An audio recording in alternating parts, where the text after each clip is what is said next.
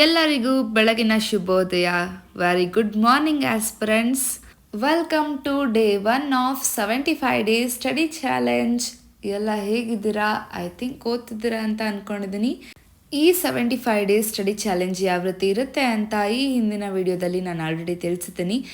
ಅಂದರೂ ಮತ್ತೊಮ್ಮೆ ಈ ವಿಡಿಯೋದಲ್ಲಿ ನಾನು ಹೇಳ್ತೀನಿ. ಏನಿಲ್ಲ, ಈ 75 ಡೇಸ್ ಏನು ಇದೆ, ಸೊ ಅದನ್ನು ನಾವು ಕಂಪ್ಲೀಟ್ UPSC ಪ್ರಿಲಿಮ್ಸ್ಗೆ ಯೂಟಿಲೈಸ್ ಮಾಡ್ತಿದ್ದೀವಿ. ಸೊ ಪ್ರತಿದಿನ ಏನೇನು ಓದಬೇಕು, ನಾನು ಏನೇನು ಓದ್ತಿದ್ದೀನಿ ಅದನ್ನು ನಾನು ನನ್ನ ಟೆಲಿಗ್ರಾಮ್ ಗ್ರೂಪ್ನಲ್ಲಿ ಹಾಕ್ತೀನಿ. ಸೊ ನೀವು ಕೂಡ ಅದನ್ನ ನೋಡ್ಕೊಂಡು ಓದ್ಕೋಬೋದು. ಸೊ ಇದು ಹೇಗಾಗುತ್ತೆ ಅಂದರೆ ಒಂದು ಗ್ರೂಪ್ ಸ್ಟಡೀಸ್ ಥರ ಆಗುತ್ತೆ, ಅಷ್ಟು ಬಿಟ್ಟರೆ ಇನ್ನೇನೂ ಇಲ್ಲ. ಬಟ್ ತುಂಬಾ ಒಳ್ಳೆ ಪ್ರೋಗ್ರೆಸ್ ಅಂತೂ ಕಾಣುತ್ತೆ. ಆ್ಯಂಡ್ ಈ ಒಂದು ರೀಡಿಂಗ್ ನಾನೇನು ನಿಮಗೆ ಕೊಡ್ತಿದ್ದೀನಿ, ಏನು ಓದ್ಕೊಳ್ಳಿ ಅಂತ, ಇದು ಆಲ್ರೆಡಿ ಈ ವರ್ಷದ ಪ್ರಿಲಿಮ್ಸ್ಗೆ ನಂದು ಒಂದು ಸಲ ಕಂಪ್ಲೀಟ್ ಓದಾಗಿದೆ. ಸೊ ಇದು ಸೆಕೆಂಡ್ ರಿವಿಷನ್ ನಾನು ಇವಾಗ ಪ್ರೆಸೆಂಟ್ ಮಾಡ್ತಿರೋಂಥದ್ದು. ಸೊ ಇವಾಗ ನಾನು ಏನೇನು ಓದ್ತಿದ್ದೀನಿ ಅಂತ ಅಂದ್ಬಿಟ್ಟು ಆಲ್ರೆಡಿ ನಾನು ಟೆಲಿಗ್ರಾಮಲ್ಲಿ ಹಾಕಿದ್ದೀನಿ ಇವತ್ತು. ಸೊ ಅಂದ್ರೂ ಕೂಡ ನಾನು ಇಲ್ಲಿ ನಿಮಗೆ ವಿಡಿಯೋನಲ್ಲಿ ಕಾಣಿಸ್ತಾ ಇದೆ ಕೂಡ ಇವತ್ತು ನಾನು ಏನೆಲ್ಲ ಓದ್ತಿದ್ದೀನಿ ಅಂತ ಅಂದ್ಬಿಟ್ಟು. ಸೊ ಮೊದಲನೇ ಸಬ್ಜೆಕ್ಟ್ ನಾನಿಲ್ಲಿ ತೊಗೊಂಡಿರುವಂತಹದ್ದು polity and science and tech. So ನಾನು ಏನೇನೆಲ್ಲ ರೆಫರ್ ಮಾಡ್ತೀನಿ, ನಾನು ಏನೇನೆಲ್ಲ ಓದ್ತಿದ್ದೀನಿ ಅಂತ ಅಂದ್ಬಿಟ್ಟು ನಿಮಗೆ ಗೊತ್ತಾಗಬೇಕಂದ್ರೆ ನಮ್ಮ ಟೆಲಿಗ್ರಾಮ್ ಗ್ರೂಪ್ನ ಜಾಯ್ನ್ ಆಯಿತು ಅಂದರೆ ನಿಮಗೆ ಕಂಪ್ಲೀಟಾಗಿ ಗೊತ್ತಾಗುತ್ತೆ. ಆ್ಯಂಡ್ ನೆಕ್ಸ್ಟ್ ನಾನು ಪೊಲಿಟಿಗೆ ನಾನು ಫಾಲೋ ಮಾಡೋದು ಎಂ ಲಕ್ಷ್ಮೀಕಾಂತ್ ಬುಕ್. ಮೊದಲನೇದಾಗಿ ನಾನು ಸೆಲ್ಫ್ ಸ್ಟಡಿ ಮಾಡ್ತಿರೋದ್ರಿಂದ ನನಗೆ ಸ್ವಲ್ಪ PYQs ಅಂದರೆ ಓಲ್ಡ್ ಕ್ವೆಶ್ಚನ್ ಪೇಪರ್ಸ್ನ ಅನಾಲಿಸಿಸ್ ಮಾಡಿ, ಸೊ ಸಮ್ ಕಾನ್ಸೆಪ್ಟ್ಸು ಮತ್ತು ಟಾಪಿಕ್ಸ್ ಮೇಲೆ ತುಂಬಾ ಏನು ಕ್ವೆಶ್ಚನ್ ಕೇಳಿದರೆ ಅವನ್ನ ನಾನು ತುಂಬಾ ಸ್ಟ್ರೆಸ್ ಮಾಡಿ ಓದ್ತೀನಿ. ಸೊ ಅಂಥ ಟಾಪಿಕ್ಸ್ನ ನಾನು ಹೈಲೈಟ್ ಮಾಡಿಬಿಟ್ಟು ಇಂತಿಂಥದನ್ನ ಓದಿ ಅಂತ ಅಂದ್ಬಿಟ್ಟು ಹಾಕ್ತೀನಿ. ಫಾರ್ ಎಕ್ಸಾಂಪಲ್ ಇವತ್ತು ಡೇ 1 ಪೊಲಿಟಿ. ಸೊ ಇದರಲ್ಲಿ ಏನಂತ ಹೇಳಿದ್ದೀನಿ ಅಂದರೆ salient features of the Indian constitution. So ಇದು ಏನಂತ ಅಂದರೆ ತುಂಬ ಸಿಂಪಲ್ ಅನಿಸ್ಬೋದು, ಇದೆಲ್ಲ ನಮಗೆ ಗೊತ್ತಿದೆ ಅನಿಸ್ಬೋದು, ಬಟ್ ಇದೆಲ್ಲ ವೇಟೇಜ್ ಎಲ್ಲಿ ಜಾಸ್ತಿ ಆಗುತ್ತೆ ಅಂದರೆ ಮೇನ್ಸಿಗಾಗುತ್ತೆ.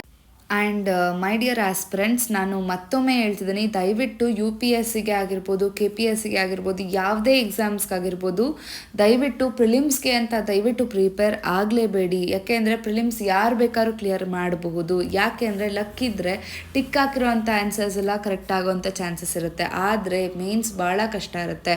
ಹೌದು, ಕೆಲವ್ರಿಗೆ ಪ್ರಿಲಿಮ್ಸ್ ಕ್ಲಿಯರ್ ಆಗಲ್ಲ, ಒಪ್ಕೊಳ್ಳೋಣ, ತೊಂದರೆ ಏನೂ ಇಲ್ಲ. ಈಗೇನಾಗುತ್ತೆ ಗೊತ್ತಾ, ನಮ್ಮ ಎಫರ್ಟ್ಸ್ ನಮಗಷ್ಟೇ ಗೊತ್ತಿರುತ್ತೆ. ಸುಮ್ಮನೆ ಮನೇಲಿ ಕೂತ್ಕೊಂಡು ಓದ್ತಿದ್ದೀವಿ ಅಂತ ಏನಿಲ್ಲ ತಾನೆ.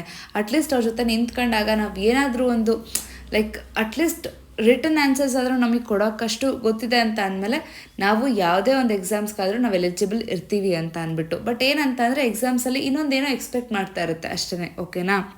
ಒಂದು ಗಾದೆ ಇದೆ ಅಲ್ವಾ, ಆಡ್ತಾ ಆಡ್ತಾ ರಾಗ ಆ್ಯಂಡ್ ನಳ್ತಾ ರೋಗ ಅಂತ. ಅದೇ ರೀತಿ ದಯವಿಟ್ಟು ನನಗೆ ಓದೋಕ್ಕಾಗ್ತಿಲ್ಲ, ನನಗೆ ಪ್ರಿಲಿಮ್ಸ್ ಕ್ಲಿಯರ್ ಆಗ್ತಿಲ್ಲ, ಅವನ್ನೆಲ್ಲ ತಲೆಯಿಂದ ತೆಗೆದಾಕಿ ಓದಬೇಕು ಆ್ಯಂಡ್ ನಮ್ಮ ಎಕ್ಸಾಮ್ಸ್ ಕ್ಲಿಯರ್ ಆಗಬೇಕು, ಅಷ್ಟು ನಮ್ಮ ತಲೆಯಿರಲಿ. ಆ್ಯಂಡ್ ಇನ್ನೊಂದು ವಿಚಾರ, ದಯವಿಟ್ಟು ಪ್ರಿಲಿಮ್ಸ್ಗೆ ಮಾತ್ರ ಓದಬೇಡಿ. ಬರೀ ಇಂಪಾರ್ಟೆಂಟ್ ಟಾಪಿಕ್ಸು ಪ್ರಿಲಿಮ್ಸ್ಗೆ ಇಷ್ಟು ಅಷ್ಟು ಅಂತ ಹೇಳ್ತಿರ್ತವೆ, ಅದನ್ನು ಮಾತ್ರ ಓದಬೇಡಿ. ದಯವಿಟ್ಟು ಮೇನ್ಸ್ಗೆ ಇವತ್ತಿಂದನೇ ನೀವು ಪ್ರಿಪೇರ್ ಆಗ್ಲಿಕ್ಕೆ ಸ್ಟಾರ್ಟ್ ಆಯಿತು ಅಂತಂದರೆ ಪ್ರಿಲಿಮ್ಸ್ನ ಆರಾಮಾಗಿ ನೀವು ಏನೇ ಇದನ್ನು ಈಸಿಯಾಗಿ ಕ್ಲಿಯರ್ ಮಾಡ್ಬೋದು. ಆ್ಯಂಡ್ CSAT ಪ್ಲೀಸ್ ಮೆನ್ಷನ್ ಮಾಡ್ತೀನಿ. CSAT ನನಗೆ ಇಂಜಿನಿಯರಿಂಗಲ್ಲಿ ಆಪ್ಟಿಟ್ಯೂಡಲ್ಲಿ ಹೇಳ್ಕೊಟ್ಟಿದ್ರು. ಸೊ ನಂಗೆ ಅದು ತುಂಬಾ ಈಸಿ ಆಗಿತ್ತು. ಸೊ ನಾನು ಏನಿದ್ರು PYQs ತೊಗೊಳ್ತೀನಿ ಆ್ಯಂಡ್ ಅನಲೈಸ್ ಮಾಡ್ತೀನಿ ಆ್ಯಂಡ್ ಆನ್ಸರ್ ಮಾಡ್ತಾ ಹೋಗ್ತೀನಿ. ಸೊ ನಮಗೆ ಇಷ್ಟೊಂದೆಲ್ಲ ಟಾಪಿಕ್ಸ್ ಅಂತ ಅನ್ನಿಸ್ಬೋದು, ಬಟ್ ನಾನು ಈ ರೀತಿ ಯಾಕೆ ಮಾಡ್ತಿದ್ದೀನಿ ಅಂದರೆ, ನಾನು ನಿಮಗೆ ಈಗ ಆಲ್ರೆಡಿ ಹೇಳಿದ್ದೀನಿ, ಅಂದರೆ ಅವಾಗಿಂದ ತುಂಬ ಸಲ ನಾನು ರಿವಿಷನ್ ಮಾಡಿರ್ಬೋದು, ಬಟ್ ಈ 2025 ಅಟೆಂಪ್ಟ್ಗೆ ನಾನು ಆಲ್ರೆಡಿ ಒಂದು ಸಲ ಕಂಪ್ಲೀಟ್ ಒಂದು ರೀಡಿಂಗ್ ಕೊಟ್ಟು ಇದನ್ನು ರಿವಿಷನ್ ಪಾರ್ಟಿಗೆ ಅಂತ ಅಂದ್ಬಿಟ್ಟು ಮತ್ತೆ ರಿವಿಷನ್ ಮಾಡ್ತಿದ್ದೀನಿ. ಆ್ಯಂಡ್ ರಿವಿಷನ್ಗೆ ಕಮ್ಮಿ ಇಟ್ಕೊಂಡ್ರೆ ಆಗಲ್ಲ ಅಲ್ವಾ ಒಂದೊಂದು ದಿನಕ್ಕೆ. ಸೊ ಅದಕ್ಕೋಸ್ಕರ ಇಷ್ಟು ಟಾಪಿಕ್ ಅನ್ನಿಸ್ಬೋದು, ಬಟ್ ಡೆಫಿನೆಟ್ಲಿ ನಿಮಗೆ ಒಂದು ದಿನದಲ್ಲಿ ಇದನ್ನು ಕಂಪ್ಲೀಟಾಗಿ ಮಾಡ್ಬೋದು, ಯಾಕೆಂದರೆ ಇದು ಸೆಕೆಂಡ್ ರೀಡಿಂಗ್ ಆಗಿರುತ್ತೆ. ಆ್ಯಂಡ್ ಎಂ ಲಕ್ಷ್ಮೀಕಾಂತಲ್ಲಿ ಫ್ರಮ್ ಹಿಸ್ಟ್ರಿಯಿಂದ ಸ್ಟಾರ್ಟ್ ಮಾಡ್ತಾರೆ ಫಸ್ಟ್ ಚಾಪ್ಟರ್. ಸೊ ಅದನ್ನು ಯಾವ ರೀತಿ ಓದಬೇಕಂದ್ರೆ, ಯೂಶ್ವಲಿ ಮಾಡರ್ನ್ ಹಿಸ್ಟ್ರಿ ಓದಿದ್ಮೇಲೆ ಅಲ್ಲಿಂದ ಓದಿದ್ರೆ ಒಂಥರ ಕನೆಕ್ಟಿವಿಟಿ ಚೆನ್ನಾಗಿರುತ್ತೆ.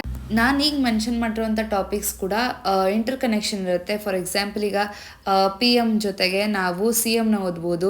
ಸೊ ಅದು ಇನ್ನೂ ಈಸಿ ಆಗುತ್ತೆ. ಆ್ಯಂಡ್ ಪ್ರೆಸಿಡೆಂಟ್ ಗವರ್ನರ್ ಜೊತೆ ಓದ್ಬೋದು. ಈ ರೀತಿ ಕಂಪೇರ್ ಮಾಡ್ಕೊಂಡು ಹೋದ್ರೆ ನಮಗೆ ನೀಟಾಗಿ ಅರ್ಥ ಆಗುತ್ತೆ. ಸೊ ಅದಕ್ಕೋಸ್ಕರ. ಆ್ಯಂಡ್ ಇದು ಪೊಲಿಟಿದು ನಾನು ಹಾಕಿದ್ದೀನಿ. ಆ್ಯಂಡ್ ಸೈನ್ಸ್ ಆ್ಯಂಡ್ ಟೆಕ್ ನಾನು ಏನು ಫಾಲೋ ಮಾಡ್ತಿದ್ದೀನಿ ಆ ಕ್ಲಾಸಸ್ನ ನಾನು ನನ್ನ ಟೆಲಿಗ್ರಾಮ್ ಗ್ರೂಪಲ್ಲಿ ಹಾಕಿದ್ದೀನಿ. ಸೊ ನೀವು ಹೋಗಿ ನೋಡ್ಬೋದು. ಐ ಥಿಂಕ್ ಈ ಒಂದು 75 ಡೇಸ್ ಏನು ಸ್ಟಡಿ ಚಾಲೆಂಜ್ ಇದೆ ಅಲ್ವಾ, ಸೊ ನನ್ನ ಜೊತೆಗೆ ಒಂದು 10-15 ಜನ ನಮ್ಮ ಗ್ರೂಪಲ್ಲಿ ಓದ್ತಿದ್ದಾರೇನೋ ಅಂತ ನಾನಂತೂ ಅಂದ್ಕೊಂಡಿದ್ದೀನಿ. ಪ್ಲೀಸ್ ಯಾರೆಲ್ಲ ಓದ್ತಿದ್ದೀರಾ ಪ್ಲೀಸ್ ಕಮೆಂಟಲ್ಲಿ ತಿಳಿಸಿ. ನನಗೊಂದು ರೀತಿ ಖುಷಿ ಆಗುತ್ತೆ, ಓಕೆ ನನ್ನ ಜೊತೆನೂ ಓದ್ತಿದ್ದಾರೆ ಅಂತ ಅಂದ್ಬಿಟ್ಟು. ಯಾಕೆ ಅಂತ ಅಂದರೆ, ಹೌದು ಕನಸನ್ನ ತುಂಬ ಜನ ಕಟ್ತೀವಿ, ಆದರೆ ಅದು ನನಸಾಗೋದು ತುಂಬಾ ನಮ್ಮ ಪ್ರಯತ್ನದಿಂದನೇ ಅಲ್ವಾ. ಅದಕ್ಕೋಸ್ಕರ ಆ್ಯಂಡ್ ಇವತ್ತು ಇನ್ನೊಂದು ವಿಚಾರ ಹೇಳಬೇಕು ಅಂತ ಬಂದೆ. ನನಗೆ ಅರ್ಥ ಆಗಿದ್ದದು ಏನಂತಂದರೆ, ತುಂಬ ಕಮ್ಮಿ ಅಮೌಂಟ್ಗೆ ನಮ್ಮ ಮನೆ ಹತ್ರ ಹಿಂಗೇನೆ ಫುಡ್ ಎಲ್ಲ ಮಾರ್ತಾರಲ್ಲ, ಸೊ ಫುಡ್ ಸಿಕ್ತು, ಹಾಗೇ ತೊಗೊಂಡು ಬಂದೆ. ಆ್ಯಂಡ್ ಆ ಫುಡ್ಡನ್ನ ನಾನು ಲೈಕ್ ಅವಾಗ ಏನಾಯಿತು ಅಂತ ಅಂದರೆ, ಜಾಸ್ತಿ ಕ್ವಾಂಟಿಟಿ ಕೊಟ್ಟರು. ಅಂದರೆ 2 ಪ್ಲೇಟ್ ತೊಗೊಂಡ್ವಲ್ಲ, ಜಾಸ್ತಿ ಕ್ವಾಂಟಿಟಿ ಕೊಟ್ಟರು ಆ್ಯಂಡ್ ಕಮ್ಮಿ ದುಡ್ಡಿತ್ತು. ಆ್ಯಂಡ್ ಅದೇನಾಯಿತು ಅಂದರೆ, ಅದು ಏನೋ ಗೊತ್ತಿಲ್ಲ, ಜಾಸ್ತಿ ಆಯ್ತಲ್ವ ಆ್ಯಂಡ್ ಕಮ್ಮಿ ದುಡ್ಡಲ್ವ. ಆವಾಗ ನನಗೆ ಒಂದು ಯೋಚನೆ ಬಂತು, ಅಯ್ಯೋ ಬಿಡು, ಹೆಚ್ಚಾದರೆ ಬಿಡು, ನಾಯಿಗೆ ಹಾಕೋಣ ಅಥವಾ ಎಸೆಯೋಣ ಅಂತ ಏನೋ ಒಂದು ಥಾಟ್ ಈ ರೀತಿ ಮನಸ್ಸಿಗೆ ಬಂತು. ಅದೇನೇ ಸ್ವಲ್ಪ ಜಾಸ್ತಿ ದುಡ್ಡಿಂದಾಗಿದ್ರೆ ಏನೇ ಆಗಲಿ, ಟೇಸ್ಟ್ ಹೆಂಗೆ ಇದ್ರೂ ಅಟ್ಲೀಸ್ಟ್ ಬಿಡು, ಕೊಟ್ಟಿದ್ದೀವಲ್ಲ, ಖಾಲಿ ಮಾಡೋಣ ಅಂತ ಅನ್ಸ್ಬಿಟ್ಟು ಅಟ್ಲೀಸ್ಟ್ ತಿಂದಿರ್ತೀವಿ. ತೀರಾ ಕೆಟ್ಟದಾಗಿದ್ರೆ ತಿನ್ನೋಕ್ಕಂತೂ ಹೋಗಲ್ಲ. ಸೊ ಅವಾಗ ನನಗೆ ಅನಿಸಿದ್ದೇನಂತ ಅಂದರೆ, ಒಂದು ವಸ್ತುಗೆ ಅದ್ರ ವ್ಯಾಲ್ಯೂ ಎಷ್ಟಿರುತ್ತೋ ಅಷ್ಟು ನಾವು ಚೆನ್ನಾಗಿ ನೋಡ್ಕೊತೀವಿ. ಸಪೋಸ್ ಅದಕ್ಕೆ ಅಷ್ಟು ವ್ಯಾಲ್ಯೂ ಇಲ್ಲ ಅಂತ ಅಂದರೆ, ಅದೇ ಥರ ಏನೋ ಒಂಥರ ಲೈಕ್ ಇರಲಿ ಬಿಡು, ಹೋಗ್ಲಿ ಬಿಡು ಅನ್ನೋ ಥರ ಮಾಡ್ತೀವಿ ಅಂತ ನನಗನ್ನಿಸ್ತು. ಸೊ ಇವತ್ತು ನಾನು ಅದರಿಂದ ಏನು ಕಲಿತೆ ಅಂತ ಅಂದರೆ, ಕ್ವಾಲಿಟಿ ತಕ್ಕಂತೆ ಕ್ವಾಂಟಿಟಿನ ಇಟ್ಟರೆ I think that is the best ಅಂತ ಅನ್ನಿಸ್ತು. ಯಾಕೆ ಅಂತಂದರೆ, ಕೆಲವೊಂದನ್ನು ತುಂಬ ಚೀಪಾಗಿ ಕೊಟ್ಟರೆ ಜನ ಅದನ್ನು ಕೂಡ ಚೀಪಾಗಿ ನೋಡೋ ಅಂಥ ಚಾನ್ಸಸ್ ಇರುತ್ತೆ. ಸೊ ಯಾವುದಕ್ಕೆ ಆಗಲಿ ವ್ಯಾಲ್ಯೂ ಮಾಡಬೇಕು ನಾವು ಅಂತ ಅಂದ್ಬಿಟ್ಟು ಅನ್ನಿಸ್ತು. ಸೊ ಈ ವಿಚಾರ ಯಾಕೋ ನಿಮ್ಮ ಜೊತೆ ಹೇಳಬೇಕು ಅನ್ನಿಸ್ತು, ಹೇಳಿದ್ದೀನಿ. ಆ್ಯಂಡ್ ನಿಮಗೆ ಈ ನಮ್ಮ ಸ್ಟಡಿ ವೀಡಿಯೋಸಿಂದ ಡೆಫಿನೆಟ್ಲಿ ಹೆಲ್ಪ್ ಆಗುತ್ತೆ. ಆ್ಯಂಡ್ ಈ 75 ಡೇಸ್ ಸ್ಟಡಿ ಚಾಲೆಂಜಿಂದ ಅಂತೂ ಇನ್ನೂ ಹೆಲ್ಪ್ ಆಗುತ್ತೆ.